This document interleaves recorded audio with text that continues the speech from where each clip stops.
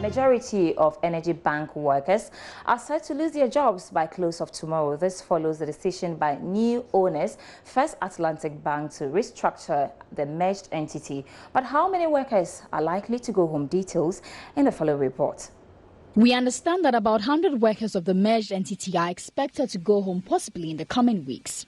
Sources say 75% of the workers are coming from Energy Bank, with the remaining coming from First Atlantic Bank. The two institutions merged recently, with First Atlantic Bank having the controlling stake. This was due to Energy Bank's challenge to meet the new minimum capital requirement of 400 million cedis. Now we're learning that the news was communicated to these affected workers last week. Based on what Joy Business has picked up, the workers are being offered a 1-month salary multiplied by number of years served. However, most of them are raising issues with the package being offered. Sources say the letter to officially communicate the package could be coming soon.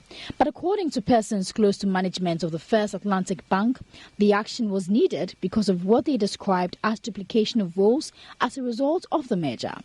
They also argue that the decision was guided by a review of job functions carried out by an independent consultant and the recommendations adopted.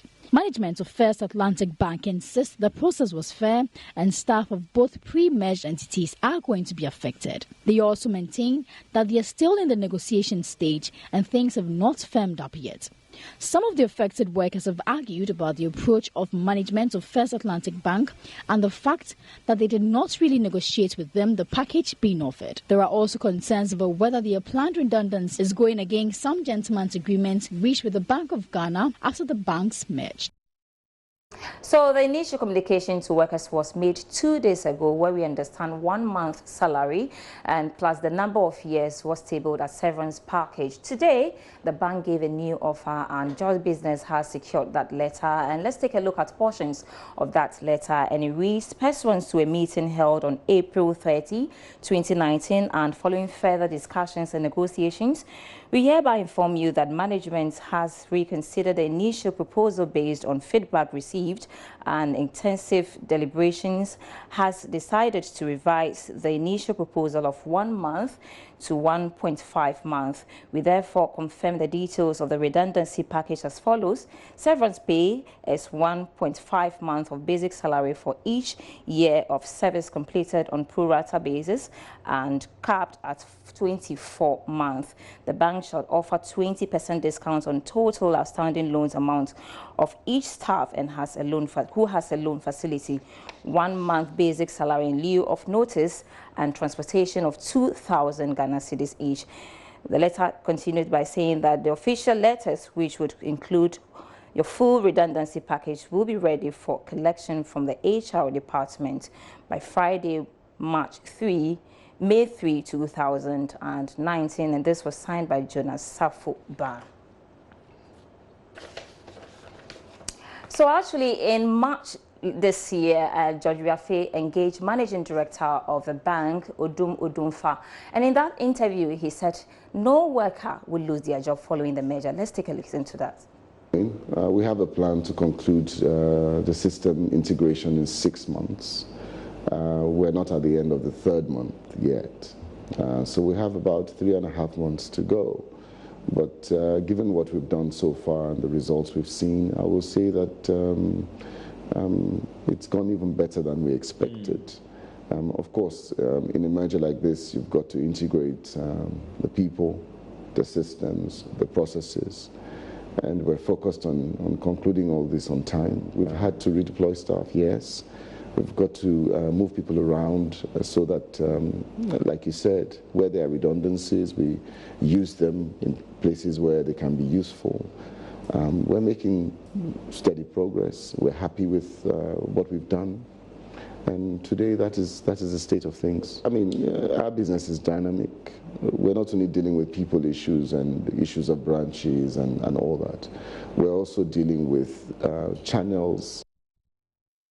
So that was Managing Director of First Atlantic Bank engaging Judge Wiafe somewhere in March. So what has actually changed? Joining me via Skype is labor expert Austin Gami for a conversation on this development. Thanks so much for your time, sir. I think we've lost Austin Game, but we'll try as much as possible to get back to him. But we've been having a discussion on the news that is coming in that some workers of First Atlantic's banks will be losing their jobs, and we've been getting some assurance from the MD who spoke earlier to Joy Business saying that no worker will actually lose their job. We'll try as much as possible to bring you Austin Game for his views on that. And let's go to our local stories now. Before we do that, looks like we have Austin Game back on the line. Good evening, sir. Can you hear me? Good evening, madam. How are you? Very well, thank you. Thanks so much for your time. And first of all, I'm sure you have seen the communication by First Atlantic Bank. Will you say they followed lay-down procedure when it comes to the labor laws? Thank you. I think not in its entirety.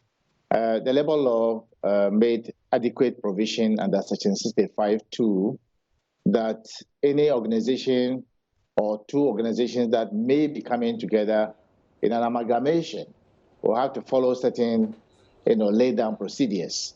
I can see from the communication that they have not properly informed the chief labor officer. If they did, it's not part of the communication. And they also have to engage the workers, indeed, one-on-one, and have, or if they have an association or they belong to a union, they have to engage them and negotiate. And they should by now have some minutes, and everything is so clear, so that if there's an agreement that they're going to pay them, they'll pay them based on that. But from what I've read, it sounds like they have not engaged the workers on one-on-one or any association that they belong to. That is where the flaw is. Otherwise, it's normal for an amalgamation in any business worldwide to take place. But before you do that, since this is not an insolvency and it's purely, therefore, a severance of the legal working relationship with them, you should engage them and pay them redundancy pay in tandem with the agreement they may reach based on the law.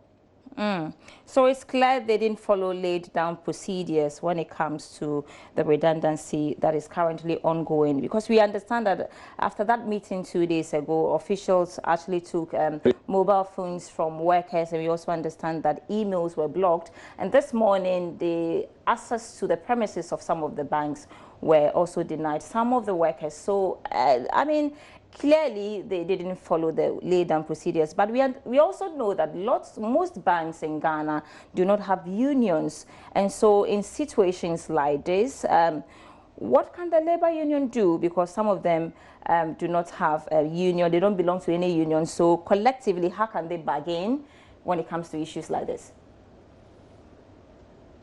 Well, two things. They can engage the services of anybody. It could be a union. Some of the banks that went through restructuring or even insolvency, most of them did not belong to union, but they engage the services of one of the unions, can engage the services of a consultant. They can also choose to go to the National Labour Commission directly and report the issue, and the employer will be invited. But I think that this is a bank. They wanted to take some caution, but I think they overdid it. And so the best thing that the workers can do will be to engage the services of either a union, a consultant, or go to the National Labour Commission for assistance. Well, the issue of workers not belonging to unions has come up again. It's not the first time, obviously, we're having such a conversation. And so moving forward as a nation and as people who seek jobs, what role do we have when it comes to signing documents for employment and also issues of belonging to unions?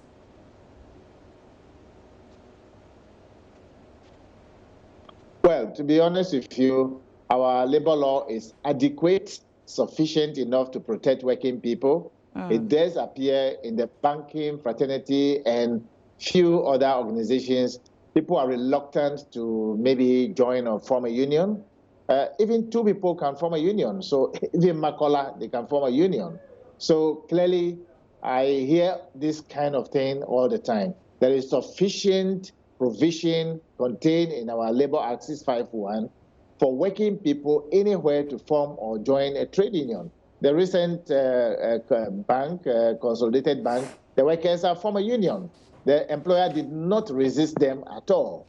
Any employer that is resisting them, they have the right to report to the Chief Labour Officer or the National Labour Commission, and steps to be taken to resolve the matter. It does appear as if people are either reluctant to form a union or feel that the union is for some radicals or something. But today we have our doctors, we have our lecturers, and many others forming a union. There is nothing wrong. Mr. Game, don't you think that is these organizations that are preventing workers from forming unions? So take steps and go to the Chief Labour Officer or go to the National Labour Commission and report. You need just somebody to guide you. You should be able to reach an agreement on these things. It's not evil. Maybe in the past years you could think so. Today there is a lot of sophistication and dynamism have been brought into trade unionism. The antagonism has been reduced drastically. Those who are doing that may not have ideas as to how to go about it. But I can assure you, I mean, our Secretary General of TUC is a very top level person. Several of the general secretaries know how to do. It's up to them to engage. It's about social relationship. So employers shouldn't feel afraid. Workplaces shouldn't feel afraid of the working people. Once they do it and do it well, they'll go beyond the sky. All right, thank you very much. Austin Game is a labor expert, and we have been speaking about development in First Atlantic Bank, where we are told some workers have been asked to go home, and they're discussing their severance packages. We are back there again, but I have more news after 8 p.m. when I return. My name is Sandra S, and I'm a producer.